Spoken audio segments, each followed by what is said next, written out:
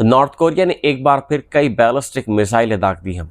दक्षिण कोरिया और जापान के मुताबिक ये मिसाइलें रविवार सुबह उत्तर कोरिया के पूर्वी तट से समुद्र की ओर लॉन्च की गई हैं। बताया गया है कि मिसाइलें सिनपु शहर के पास सुबह करीब 6:10 पर छोड़े गए। इस साल उत्तर कोरिया की यह 7वीं बैलिस्टिक मिसाइल लॉन्चिंग है, जबकि अप्रैल महीने में चौथी बार मिसाइल परीक्षण किया गया है।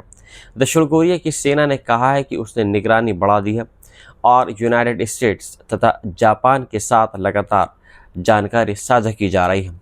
जापान सरकार ने भी कहा है कि मिसाइलें कोरियाई प्रायद्वीप के पूर्वी समुद्री क्षेत्र में गिरी हैं। हालांकि जापान के जानकार आर्थिक क्षेत्र में कोई घुसपैठ दर्ज नहीं हुई है। दक्षिण कोरिया के राष्ट्रपति कार्यालय ने तुरंत आपात सुरक्षा बैठक बुलाई है। ये परीक्षण इसलिए बेहद अहम माना जा रहा है क्योंकि संयुक्त राष्ट्र सुरक्षा परिषद पहले ही उत्तर कोरिया के मिसाइल कार्यक्रम पर प्रतिबंध लगा चुका है, लेकिन प्योंगयांग हमेशा कहता रहा है कि उसे आत्मरक्षा का पूरा अधिकार है और वह इन प्रतिबंधों को नहीं मानता है।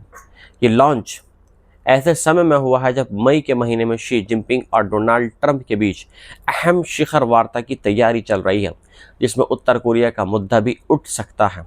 हाल ही में अंतर्राष्ट्रीय परमाणु ऊर्जा agency international atomic energy agency के प्रमुख राफेल ग्रोसी ने चेतावनी दी थी कि अगर उत्तर कोरिया ने परमाणु हथियार बनाने की क्षमता में बहुत गंभीर प्रगति की है और संभव है कि उसने यूरेनियम संवर्धन की नई सुविधा भी शुरू कर दी हो।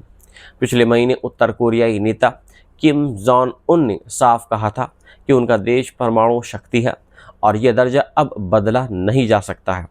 अब सवाल यह है कि क्या ये नया परीक्षण, मिसाइल परीक्षण, अमेरिका, चीन, जापान और दक्षिण कोरिया के बीच तनाव को और बढ़ाएगा या आने वाली शिखर वार्ता में बड़ा दबाव बनेगा। फिलहाल पूरी दुनिया की नज़र प्योंगयांग पर है क्योंकि हर नई लॉन्चिंग के साथ एशिया की सुरक्षा चिंताएं और गहरी होती जा रही हैं। United Nations high commissioner for refugees ने खुलासा किया है कि साल 2025 में बंगाल की खाड़ी और अंडमान सागर में करीब 900 रोहिंग्या रिफ्यूजीज़ शरणार्थी या तो मारे गए या लापता हो गए। संयुक्त राष्ट्र ने कहा है कि दक्षिण और दक्षिण पूर्वी एशिया में समुद्री रास्तों से पलायन के लिए अब तक का सबसे घातक साल रहा है। बाबर बलूच ने जेनेवा में पत्रकारों से बात करते हुए कहा है कि ये इलाका हज़ारों बेबस रोहिंग्या लोगों की बिना निशान वाली कब्रगाह बन चुका है। उन्होंने बताया कि पिछले 10 सालों में करीब 5,000 लोग समुद्र में डूब चुके हैं। याद रहे कि साल 2017 में म्यांमार में बड़े पैमाने पर हिंसा और जातीय सफाई के अभियान के बाद लाखों रोहिंग्या लोग भागने पर मजबूर हो गए थे। इनमें से ज़्यादातर ने बांग्लादेश के शरणार्थी कैंपों में पनाह ली, खासतौर पर कॉक्स बाज़ार इलाके में। लेकिन अब हालात ऐसे हैं कि कैंपों में मदद कम हो रही है, फंडिंग की भारी कमी है, शिक्षा के मौके सीमित हैं और रोज़गार लगभग बिल्कुल भी नहीं है। इसी मजबूरी में लोग फिर से जान जोखिम में डालकर समुद्री रास्तों से निकल रहे हैं।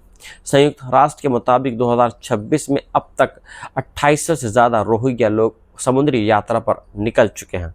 इनमें से ज़्यादातर बांग्लादेश के कॉक्स बाज़ार या म्यांमार के राखाइन स्टेट से रवाना हुए हैं और उनका लक्ष्य मलेशिया या इंडोनेशिया पहुंचना है।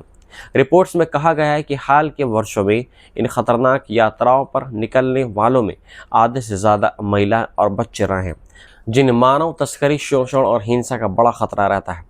संयुक्त राष्ट्र ने कहा है कि अधिकतर रोहिंग्या अपने घर म्यांमार लौटना चाहते हैं, लेकिन लगातार संघर्ष और उत्पीड़न और नागरिकता ना मिलने की वजह से उनके पास उम्मीद बहुत कम बची है। अब सबसे बड़ा सवाल यह है कि क्या दुनिया रोहिंग्या संकट को फिर गंभीरता से लेगी या समुद्र यूं ही बेगुनाह जिंदगियों को निकलता रहेगा। ईरान ने एक बार फिर दुनिया के सबसे अहम समुद्री रास्तों में से एक स्ट्रेट ऑफ हार्मोज को दोबारा बंद करने का ऐलान कर दिया है। ईरान का कहना है कि अमेरिका लगातार उसके बंदरगाहों की नाकेबंदी कर रहा है और यही वजह है कि तेहरान ने जवाबी कदम उठाया है। ईरानी सेना ने बयान जारी करते हुए कहा है कि स्ट्रेट ऑफ हार्मोज अब फिर से पहले जैसी स्थिति में आ गया है, यानी पहले खोल दिया गया था और उसके एक दिन के बाद में दोबारा से उसको बंद कर दिया गया। यहाँ पूरी निगरानी ईरान के सशस्त्र सेनाओं के हाथ में रहेगी। बताया जा रहा है कि ईरानी गनबोट से एक व्यापारी जहाज़ पर फायरिंग भी की जब वे इस रास्ते से गुजरने की कोशिश कर रहा था।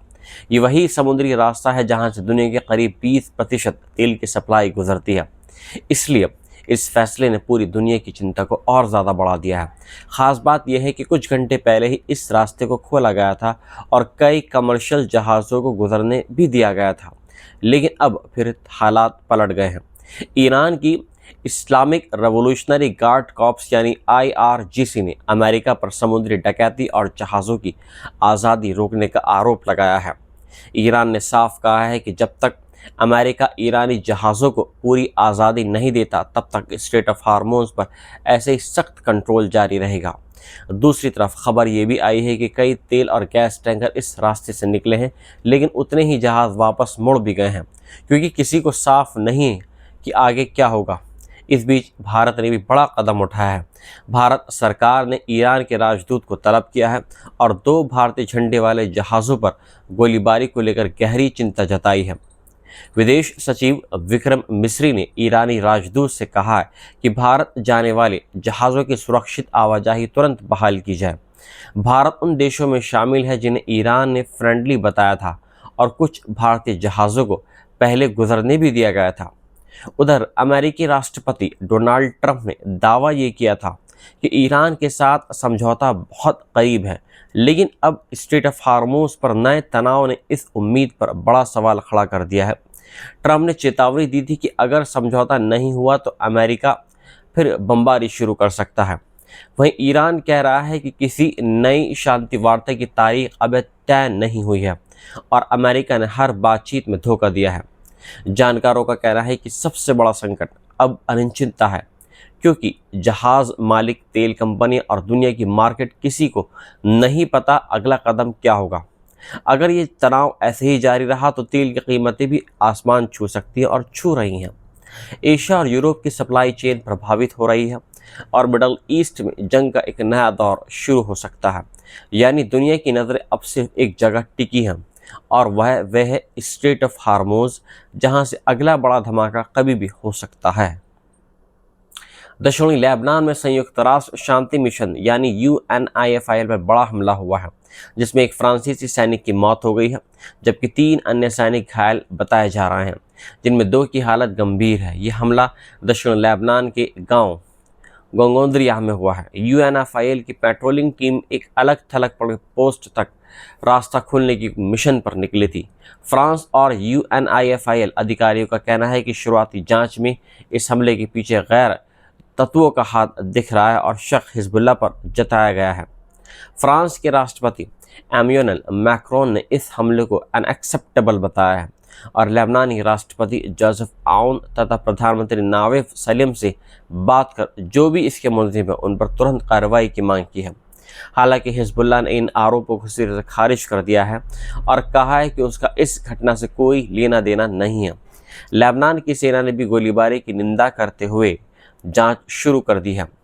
यह हमला ऐसे समय में हुआ है जब कुछ ही दिन पहले इजराइल और लेबनान के बीच 10 दिन का नाजुक सीज़फायर लागू हुआ था और पूरे क्षेत्र में तनाव कम होने की उम्मीद जताई जा रही थी, लेकिन अब इस घटना ने हालात फिर से बिगाड़ दिए हैं। याद रहे कि मार्च में हिजबुल्ला और इजराइल के बीच लड़ाई तेज़ हुई थी, जिसके बाद इजरायली हमलों और ज़मीनी कार्रवाई में हज़ारों लोग मारे गए और लाखों लोग बेघर भी हो गए।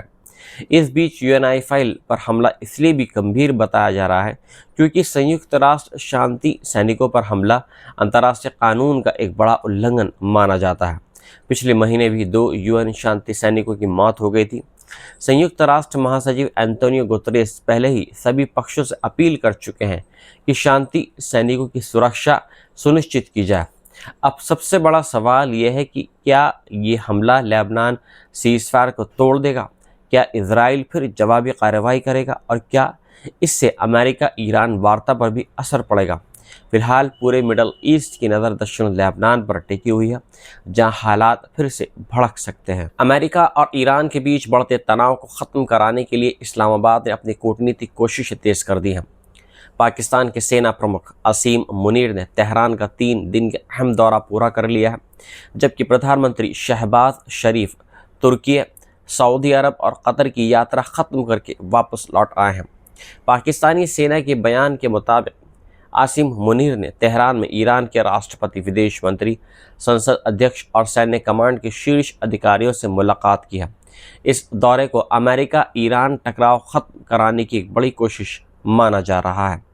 पाकिस्तान ने कहा है कि वे बातचीत के जरिए समाधान निकालेंगे और पूरे क्षेत्र में शांति, स्थिरता और खुशहाली लाने के पूरी तरह तैयार हैं। याद रहे कि पिछले हफ्ते इस्लामाबाद में अमेरिका और ईरान के बीच दशकों बाद सबसे ऊंचे स्तर की आमने सामने की बातचीत हुई थी, जिसमें ईरानी प्रतिनिधिमंडल का नेतृत्व मोहम्मद बाक़िर गलीबाफ और अब्बास अराक्ची ने किया था। लेकिन इस दौर की बातचीत बिना किसी समझौते के ख़त्म हो गई थी। अब मौजूदा सीज़फायर 22 अप्रैल को ख़त्म होने वाला है, इसलिए सबकी नज़र पहले दौर की वार्ता पर टिकी हुई है। दूसरी तरफ शहबाज शरीफ ने सऊदी अरब, कतर और तुर्की का दौरा कर क्षेत्रीय नेताओं से मुलाकात की है और शांति प्रक्रिया को आगे बढ़ाने की कोशिश की है। तुर्की के शहर अंतालिया से रवाना होते वक्त शहबाज शरीफ ने कहा कि पाकिस्तान बातचीत और कूटनीति के जरिए स्थायी शांति चाहता है। ये सारी तेज़ कूटनीति ऐसे समय में हो रही है जब ईरान ने एक बार फिर स्ट्रेट ऑफ हार्मूज पर पाबंदियां लगा दी हैं और अमेरिका पर समझौता तोड़ने का आरोप लगाया है। इस समुद्री रास्ते से दुनिया का बड़ा तेल व्यापार गुजरता है, इसलिए तनाव बढ़ने से वैश्विक बाजार भी चिंतित है। अमेरिकी राष्ट्रपति डोनाल्ड ट्रंप ने भी कहा है कि अमेरिका और ईरान के बीच दूसरा दौर पाकिस्तान में जल्द हो सकता है। रिपोर्ट्स के मुताबिक ट्रंप ने आसिम मुनीर की तारीफ करते हुए कहा है कि वे अच्छे काम कर रहे हैं। अब पूरी दुनिया की नज़र इस्लामाबाद पर है, क्योंकि उम्मीद की जा रही है कि आने वाले कुछ दिनों में नई वार्ता शुरू हो सकती है और अगर कोई बड़ी सफलता मिलती है तो मिडल ईस्ट में जंग का खतरा काफ़ी हद तक कम हो सकता है।